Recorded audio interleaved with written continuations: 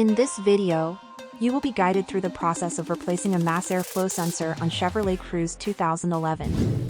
The mass airflow sensor is usually positioned close to the engine, on the air intake tube or air filter housing. Refer to your vehicle service manual to find the exact location.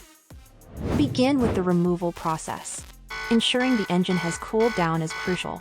For safety reasons, disconnect the negative terminal of the vehicle's battery to turn off the power supply. Then unplug the mass airflow sensor electrical connector. Then unscrew the bolt holding the sensor in place, and carefully remove them to release the sensor from its mounting. Moving on to the inspection phase, check for loose hoses, cracks, holes, or other sensor damage. Now, let's proceed with the installation process.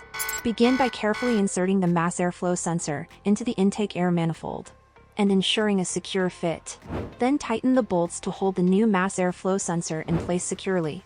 Proceed by reattaching the mass airflow electrical connector to ensure proper functionality.